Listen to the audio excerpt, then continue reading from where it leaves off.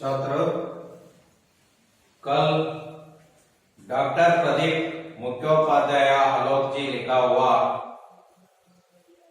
Robot part में machine का स्थान और मनुष्य का स्थान, एक और मनुष्य का स्थान क्या है, मशीन का स्थान क्या है, और इसको इन दोनों को तुलना किया गया है। मशीन मनुष्य का काम कर सकता है लेकिन उतना साफ, उतना अच्छे ढंग से काम नहीं कर सकता है। मनुष्य का स्थान कभी भी कम नहीं होता है। मशीन आने के तुरंत ही मनुष्य का स्थान कभी भी कम नहीं होता है। इसलिए मनुष्य का स्थान के बारे में बता रहा है। मनुष्य कभी भी मशीन से ज्यादा मूल्य है, ज्यादा काम कर सकता है और उसके साथ साथ या उसका साफ भी वैसा ही होता है। यहाँ रोबोट के बारे में इस पाठ के द्वारा डॉक्टर प्रदीप मुख्योपाध्याय आलोक जी प्रस्तुत किया गया है। वर्षों से सक्सेना परिवार में सदारामा नामक का एक नौकर काम कर रहा था। अचानक एक दिन चलती बस में गिरकर खतरनाक चोट आ गई है। अस्पताल में भर्ती करना पड़ा है। सक्सेना परिवार इससे बहुत दुखित हुआ है क्योंकि हमेशा उसके घर में रौनक चहल पहल कर रहा था।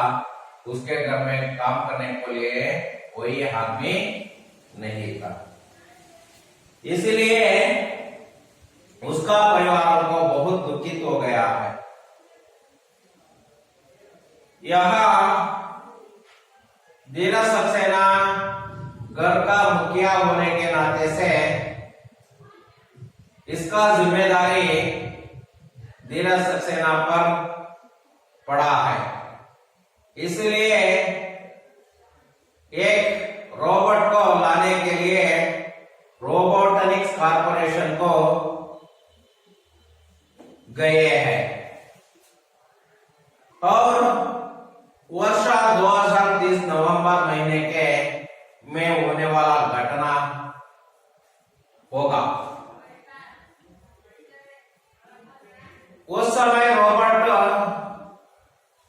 एक वैक्यूम क्लीनर से दफ्तर का फर्श साफ कर रहा था। कंप्यूटर विदा कृत्रिम बुद्धि आर्टिफिशियल इंटेलिजेंसी समावेश रोबोट का में करने में सफल हो गया था। कुछ उसके साथ कंप्यूटर मानवीय संवेदना गुण भी उसमें है। काउंटर पर बैठे रोबोट ने धीरज सक्सेना को स्वागत किया। जी श्रीमान, मैं आपके लिए क्या कर सकता हूं? जवाब में धीरज सक्सेना बोले, मुझे घरेलू कामकाज करने के लिए एक बुद्धिमान रोबोट की जरूरत है। यह सुनकर काउंटर पर बैठा रोबोट ने बोला, लेकिन घरेलू कामकाज के लिए बुद्धिमान रोबोट क्यों है? एक साधारण रोबोट चाहिए, ऐसे कहा दिया। दरअसल बुद्धिमान रोबोट की चाहिए क्योंकि मेरा नाती पोतियों का होमवर्क कराने के लिए और उसके साथ साथ मेरा काम संभालने के लिए वार्ड प्रोफेसर पर, इसलिए मुझे बुद्धिमान रोबोट चाहिए। वहां काउंटर पर बैठे रोबोट ने बोलते हैं, उसके लिए ज्यादा कीमत बुद्धिमान रोबोट को ज्यादा कीमत देना पड़ता है। वह धीरज सक्सेना ज्यादा कीमत देने के लिए तैयार थे। एक दिन एक कार्मिक का, वो भी कार्मिक भी एक रोबोट है, एक रोबोट को लाकर धीरज सक्सेना का घर को छोड़ दिया है। उसका नाम रोबोनिल, वहां रोबोट का नाम रोबोनिल। रोबोनिल को धीरज सक्सेना ही ऑर्डर देना, उसका ऑर्डर पाकर रोबोनिल काम कर रहा था। रोबोनिल का काम ऐसा है, सुबह नाश्ता कराना, मेहमानों को द्वार पर स्वागत करना, छोटे बच्चों को कहानियां सुनाना और बच्चों को होमवर्क कराना, धीरज सक्सेना का वार्ड सर पर काम संभालना और उसके साथ परिवार का पालतू कुत्ते शेर को घुमाने का काम बड़ी मस्ती के साथ करते थे। रोबोनिल रोज शाम को शेर को टहलने के लिए ले जाता था। ऐसे में एक दिन उसकी मुलाकात रोबोदीप से हो गई थी। रोबोदीप उसी महल में ही रहने वाले शर्मा परिवार के कुत्ते जबरू को घुमाने आया करता था। दोनों रोबोटों के बीच मुलाकात हो गया है, शादी हो गया है। उसी तरह शेरों और जुगरू के आपस में हिलमिल हो गया है। वहां एक दिन बातों बातों में रोबोदीप ने पूछा है, आप आने के पहले इसका घर में कौन काम करता था? रोबोनिल कहते हैं, वहां मुझे पता नहीं है, इसकी जानकारी कोई जानकारी नहीं है, पर तुम्हें किसने बताया है? वह उसने कहते हैं, उस समय रोबोदीप कहते हैं, आप आने के पहले एक सदौरामा नामक का एक नौकर काम कर रहा था, वह बस दुर्घटना में अस्पताल में है। वो ठीक है, आने के बाद ठीक होकर दोबारा सक्सेना परिवार में आ जुड़ेगा। नहीं रोबोनिल, यही तुम गलत हो। तुम्हारे परिवार के मुखिया धीरज सक्सेना की शर्मा साहब से मुलाकात हुई थी।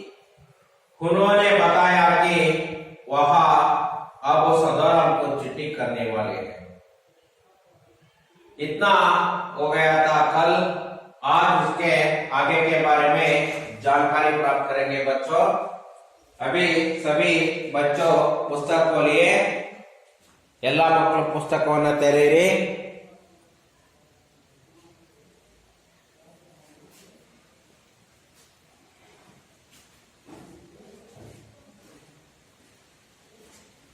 देखिए बच्चों,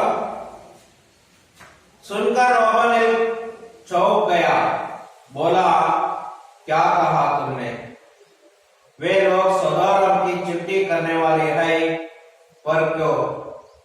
इसलिए कि तुम उन्हें बहुत बाग गए हो। बूढ़े सदाराम को थोड़ा मुहावरा देकर वे उसको गांव भिजवा देंगे। मगर रोबोटिक, यहाँ तो रोबोटिक के नियम के विरुद्ध है। कोई रोबोट किसी इंसान को कैसे नुकसान पहुंचा सकता है? यहाँ तो सदाराम के पेट पर लाता मारना हुआ। नहीं, हमें कुछ और करना होगा। रोबोनिल की बात सुनकर रोबोनिल बोला, वैज्ञानिक एवं विज्ञान लेखक आइजैक असिमोव के रोबोटिक के नियम के खिलाफ तो यहाँ है कि कोई रोबोट किसी इंसान के नुकसान का कारण बने। साथ साथ मानवीय नजरिए से भी यह गलत है कि हमारे कारण किसी भी इंसान की नौकरी को खतरा पहुंचे। दोनों के बीच कुछ गुफ्तगू मंत्रण हुई। फिर दोनों अपने अपने पालतू कुत्तों के साथ अपने मालिकों के घर लौट गए। अगले रोज रोबोनिल और रोबोटिक्स कॉर्पोरेशन के दफ्तर में हाजिर हुए। कंपनी के मालिक रोबोट से उन्होंने भेंट की, सारी बातें विस्तार से समझाई। सुनकर रोबोजित बोला, मगर मैं क्या करूं? मैं तो अनुबंध के शर्त से बांधा हूं। व्यापार में अगर मैं नियमों को देखने लगा तो कर लिया मैंने धंधा। मैं तुम लोगों की कोई मदद नहीं कर सकता।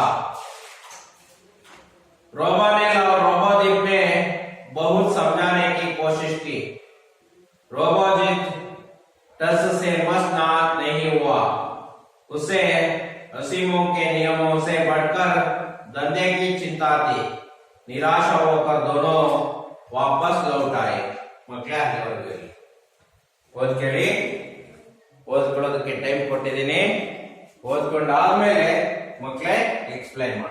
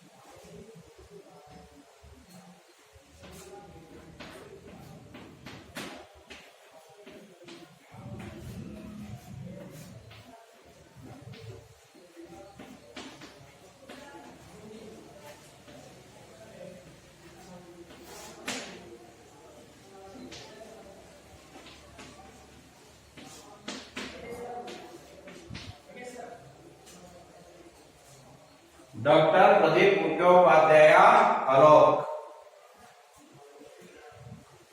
रॉबर्ट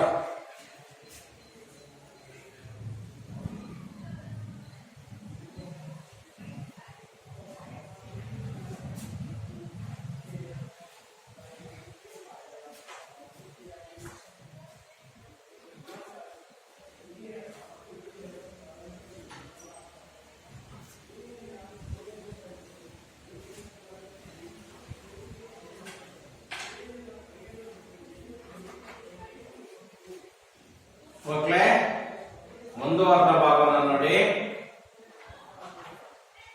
ಸುನ್ಕರ್ ರೋಬೋನಿಲ್ ಚೌಕಾ ಗಯಾ ಈ ಮಾತನ್ನ ಕೇಳ್ಬಿಟ್ಟು ರೋಬೋನಿಲ್ಗೆ चौका का मतलब आश्चर्य हुआ है रोबोनिल को आश्चर्य हुआ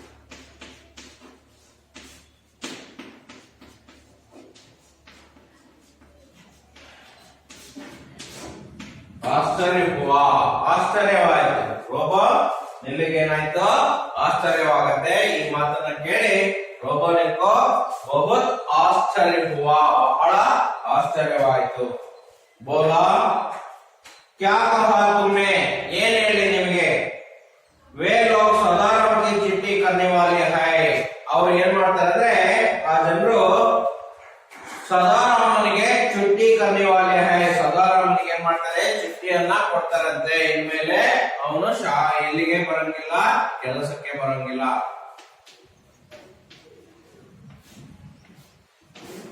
सदाराम को छुट्टी करने वाले हैं रजेना ಕೊಡ್ತಾರಂತೆ सुनकर यहाँ पर क्यों हाजिर इसलिए कि तुम उन्हें बहुत भागे हो बूढ़े सदाराम को थोड़ा मुहावरा देकर वे उसको गांव भिजवा देंगे इसलिए ಹಾಗಾಗಿ ಹೇಳ್ತಾ ಇದ್ದಾರೆ ಅವನು ಓಡಿಸ್ತಾರೆ ಇಲ್ಲಿಂದ ಅವನಿಗೆ ಏನನ್ನ ಕೊಟ್ಟು ಮುಹಾವಾಜ್ ಅಂದ್ರೆ ವೇತನ ಸಂಬಳ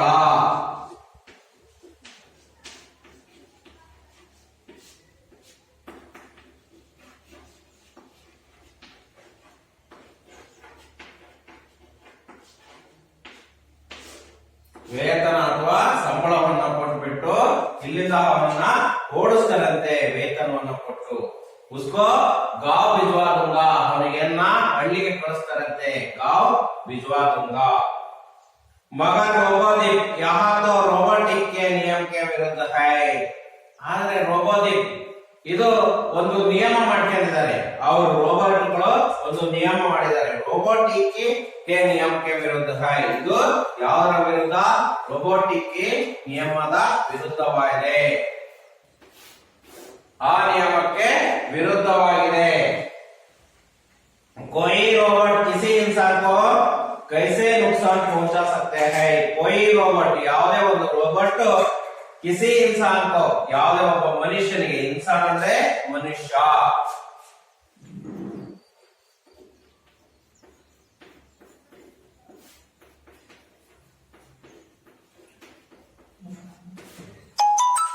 ಯಾವುದೇ ಒಬ್ಬ ಮನುಷ್ಯನಿಗೆ ನುಕ್ಸಾನವನ್ನು ಮಾಡೋದು ಅದರ ಉದ್ದೇಶವಾಗಿರುವುದಿಲ್ಲ ಅಂತ ಹೇಳ್ತಾರೆ ಹಾಗಾಗಿ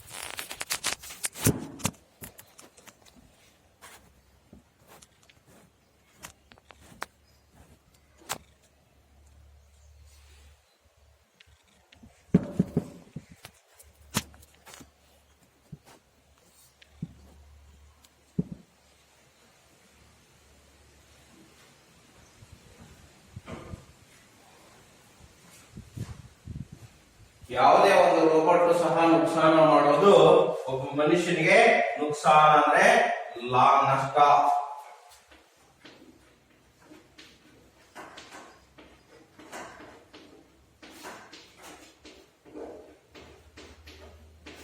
ನಷ್ಟ ಮಾಡೋದು ಅಲ್ಲ. ಯಾವುದೇ ಒಬ್ಬ ರೋಬೋಟ್ ಯಾವುದೇ ಒಬ್ಬ ಮನುಷ್ಯನಿಗೆ ನುಕ್ಸಾನವನ್ನು ಮಾಡೋದಲ್ಲ.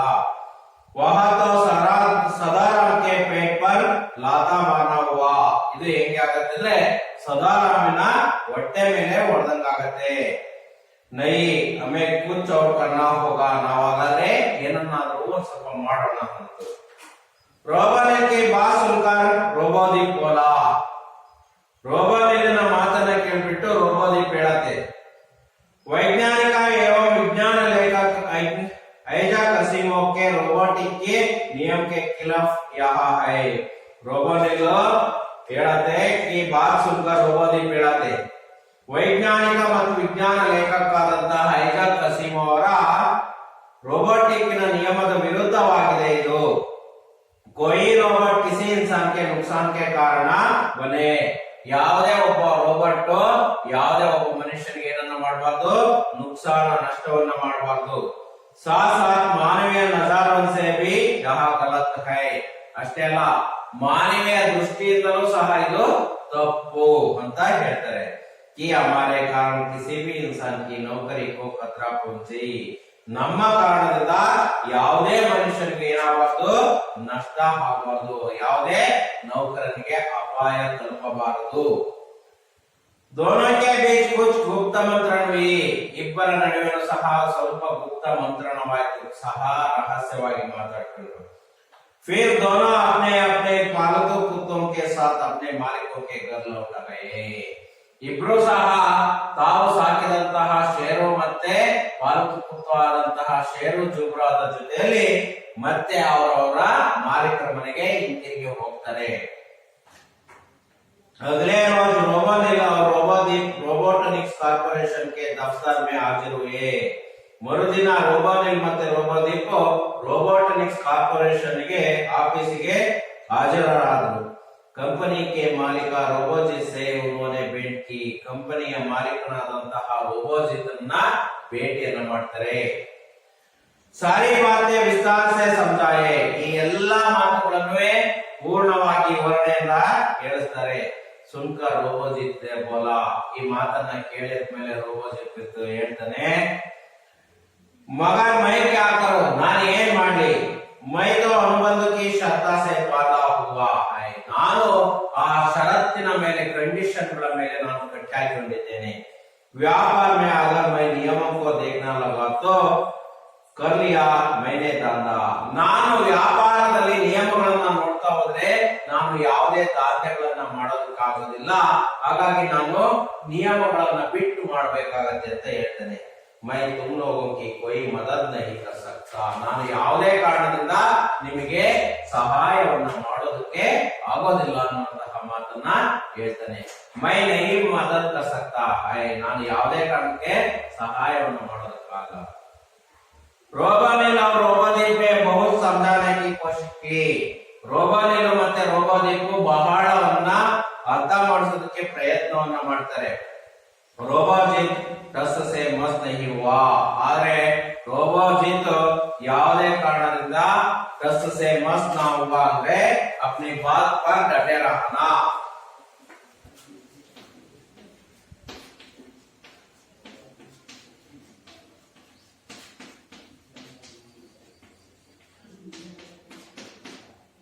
अपनी बात पर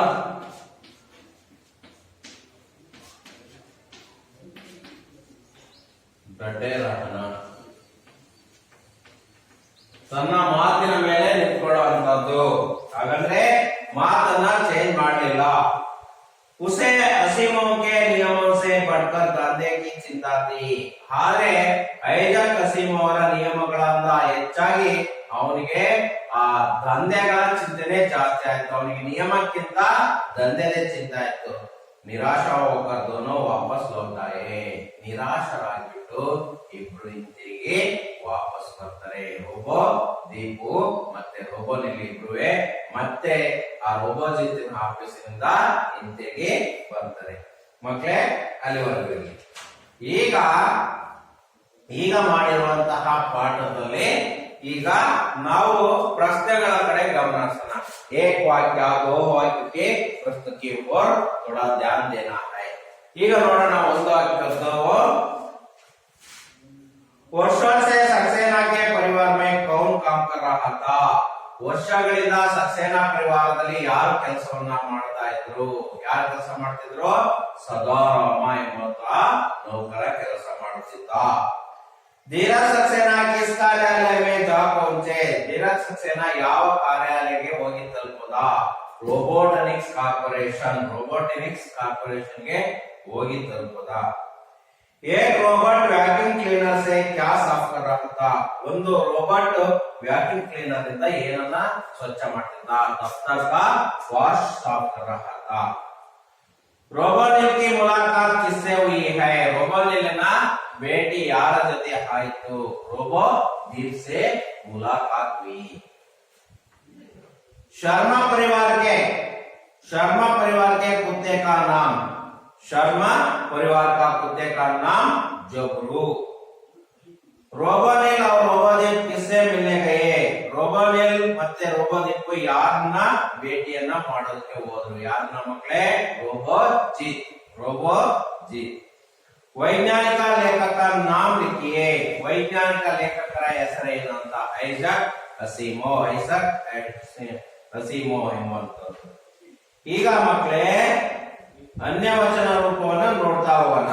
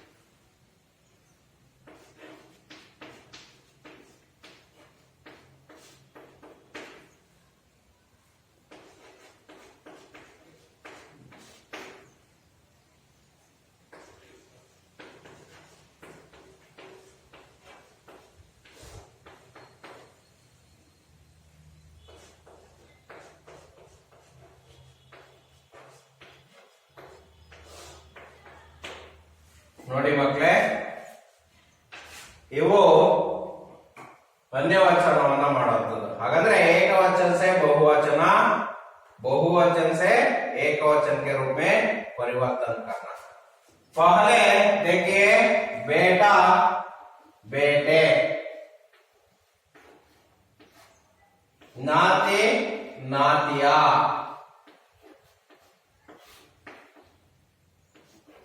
कुत्ता कुत्ते, चुट्टी चुट्टिया, बेटिया बेटी, पोता पोते, कंपनी कंपनिया कंपनी, नौकरिया नौकरी. ನೋಡಿ ಹೀಗೆ ಪರಿವರ್ತನೆಯನ್ನ ಮಾಡುವಂತದ್ದು. ಬೇಟಾ ಬೇಟೆ, ನಾತಿ ನಾತಿಯ, कुत्ता कुत्ते, चुट्टी चुट्टिया, बेटिया बेटी, पोता पोते, कंपनिया कंपनी, नौकरिया नौकरी. ಮಕ್ಕಳೇ ಬರ್ಕೊಳ್ಳಿ ಇದನ್ನ ಬರ್ಕೊಂಡಾದ್ಮೇಲೆ ಮುಂದೆ ಹೋಗೋಣ.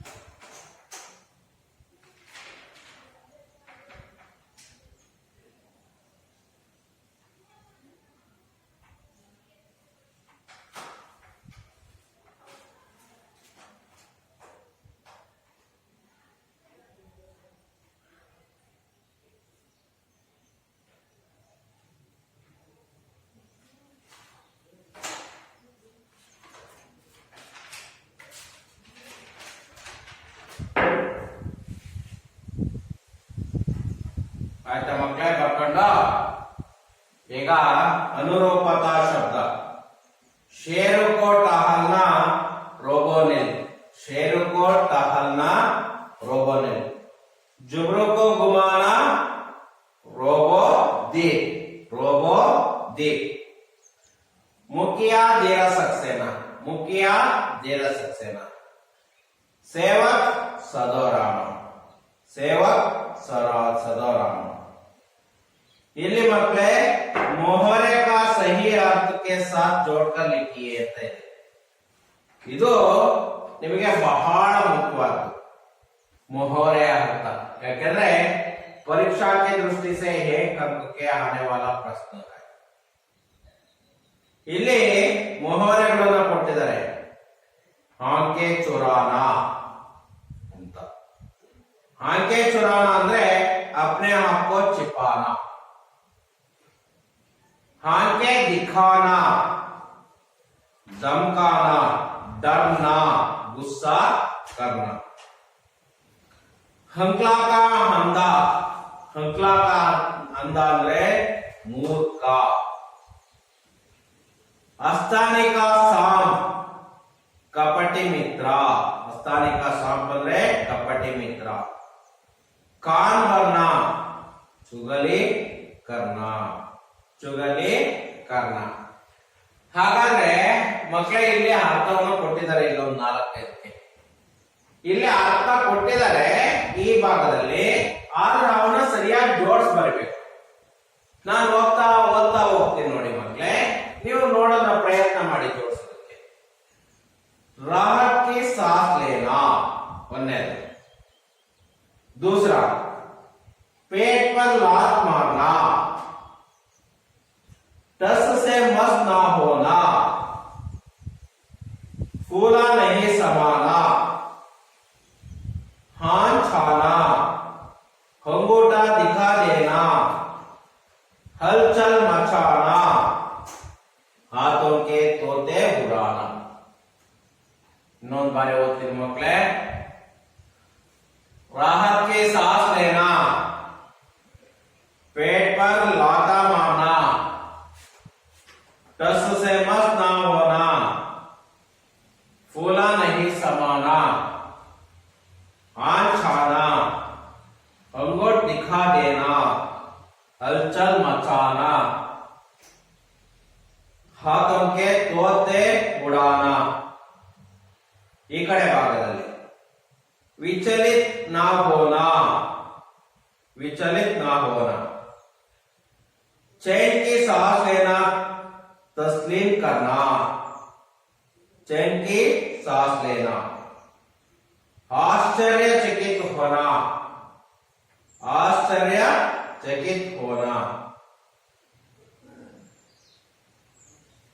नौकरी या सहुलियत चिनाना, वक्त आने पर इनकार करना, हानि पहुंचाना,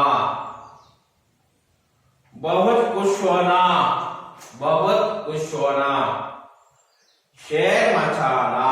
शोर मचाना. ಇನ್ನೊಂದ್ಸಲ ಹೇಳ್ತೀನಿ ಮಕ್ಕಳೇ. विचलित ना होना,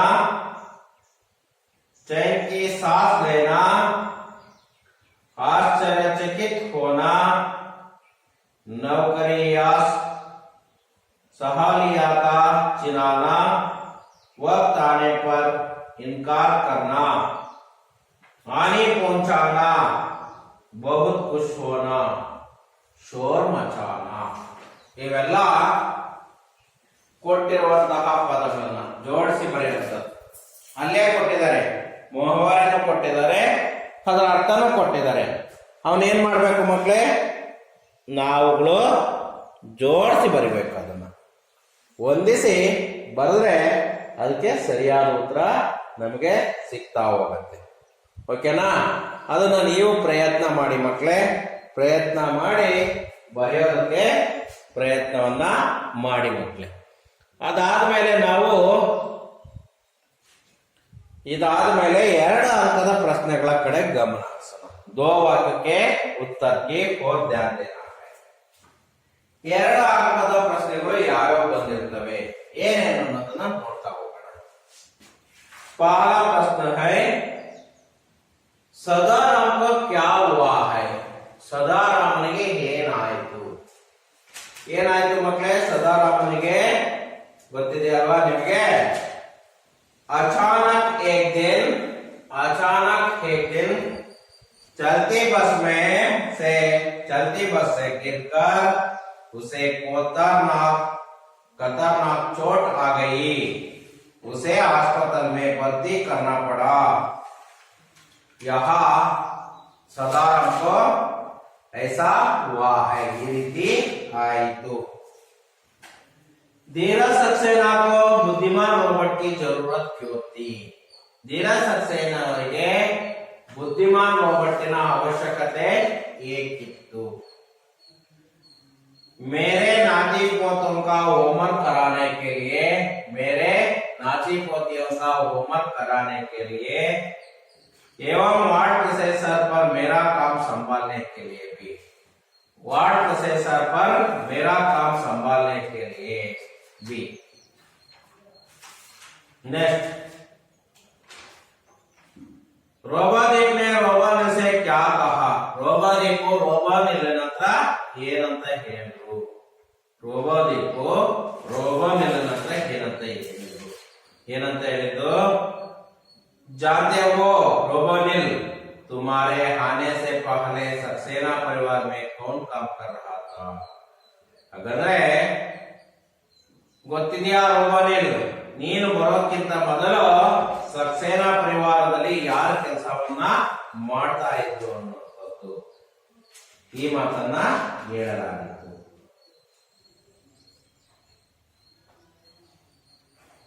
रोबानिल ने रोबोजीत को क्या समझाने की कोशिश की? ಹಾಗಾದ್ರೆ ರೋಬಾನಿಲ್ ರೋಬೋಜಿತ್ಗೆ ಏನನ್ನ ಅರ್ಥ ಮಾಡಿಸೋದಕ್ಕೆ ಪ್ರಯತ್ನವನ್ನ ಮಾಡ್ತು.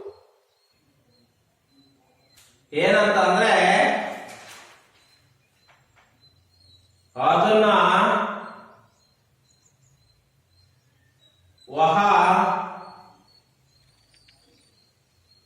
रोबोटिक के नियम के खिलाफ है ऐसे समझाने का प्रयास किया है. वैज्ञानिक एवं विज्ञान लेखक ऐसक असीमोव के रोबोटिक के नियम के खिलाफ यह है. कोई रोबोट किसी इंसान के नुकसान के कारण बने हैं या साथ साथ मानवीय नजरों से भी यह भी गलत है. हमारे कारण से किसी भी इंसान की नौकरी को खतरा पहुंचे है. ನಮ್ಮ ಕಾರಣದಿಂದ ಯಾರಿಗೂ ಸಹ ಅಪಾಯವಾಗಬಾರದು, ನಾವು ಇನ್ನೊಬ್ಬರಿಗೆ ತೊಂದರೆಯನ್ನು ಕೊಡಬಾರದು ಅನ್ನುವಂಥದ್ದು ಇವ್ರ ನಿಯಮ, ರೋಬೋಟಿಕ್ನ ನಿಯಮ. ಅದನ್ನ ಅರ್ಥ ಮಾಡಿಸೋದಕ್ಕೆ ಪ್ರಯತ್ನ ಮಾಡ್ತೀವಿ. ಯಾರಿಗೆ? ರೋಬೋಜಿತ್ಗೆ. ಆದ್ರೆ ರೋಬೋಜಿತ್ ಟಸ್ ಸೆ ಮಸ್ ನಾವಾ, ಅವನು ತನ್ನ ಮಾತಿನನ್ನ ಬಿಟ್ಟು ಅಲಗಾಡಲಿಲ್ಲ ಮಕ್ಕಳೇ. ಅವನು ತನ್ನ ಮಾತಿನ ಮೇಲೆ ಅದೇ ಮಾತನ್ನ ಪುನರಾವರ್ತನೆ ಮಾಡ್ದ. ಯಾವುದೇ ಕಾರಣಕ್ಕೂ ಹೀಗೆ ಆಗಿದ್ದು. ಅಲ್ಲಿಗೆ ರೋಬೋಟ್ ಡಾಕ್ಟರ್ ಪ್ರದೀಪ್ ಮುಖ್ಯೋಪಾಧ್ಯಾಯ ಹಲೋಕ್ ಅವರು ಬರೆದಿರುವಂತಹ ರೋಬೋಟಿನಲ್ಲಿ ನಾವು ಈಗ ಇನ್ನ ಒಂದು ಭಾಗ ಮಾತ್ರ ಉಳಿದಿದೆ ಮಕ್ಕಳೇ. ನಾಳೆ ಒಂದು ಭಾಗವನ್ನು ಮಾಡೋಣ. ಅದಕ್ಕಿಂತ ಮೊದಲು ಈ ಮಾಡಿರುವಂತಹ ಭಾಗದಲ್ಲಿ ನೀವುಗಳು ಎಲ್ಲದನ್ನೂ ಸರಿಯಾಗಿ ಓದ್ಕೊಳ್ಳಿ.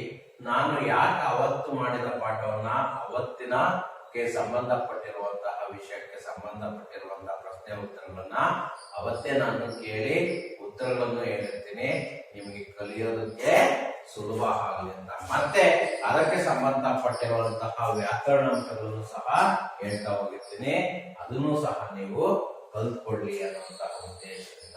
ಇನ್ನ ಕೊನೆ ಒಂದು ಭಾಗ ಇದೆ. ಅದಾದ ಮೇಲೆ ಮಕ್ಕಳೇ ನಾವು ಘಟಕ ಪರೀಕ್ಷೆಯನ್ನ ಮಾಡೋಣ. ಆ ಘಟಕ ಪರೀಕ್ಷೆಯಲ್ಲಿ ನೀವೆಲ್ಲ ಒಳ್ಳೆ ಅಂಕಗಳನ್ನ ಪಡ್ಕೊಳ್ಬೇಕು. ಹಾಗಾಗಿ ನೀವೆಲ್ಲ ಒಳ್ಳೆ ಅಂಕಗಳನ್ನ ಪಡ್ಕೊಬೇಕಾದ್ರೆ ನೀವೆಲ್ಲ ಏನ್ ಮಾಡ್ಬೇಕು? ಚೆನ್ನಾಗಿ ಓದ್ಬೇಕು ಮಕ್ಕಳೇ. ಹಾಗಾಗಿ ಇವತ್ತಿನಿಂದಲೇ ನೀವು ಘಟಕ ಪರೀಕ್ಷೆಗೆ ತಯಾರಾಗಿ. ಅಂತ ಹೇಳ್ತಾ ಈ ಪಾಠಕ್ಕೆ ನಾನು ವಿರಾಮವನ್ನ ಹೇಳ್ತಾ ಇದ್ದೇನೆ. ನಾಳೆ ಇದರ ಮುಂದುವರೆದ ಭಾಗವನ್ನ ನಾವೆಲ್ಲ ತಿಳ್ಕೊಳ್ಳೋಣ. ಓಕೆ, ಆಯ್ತಾ ಮಕ್ಕಳೇ? ಓಕೆ, ಧನ್ಯವಾದ.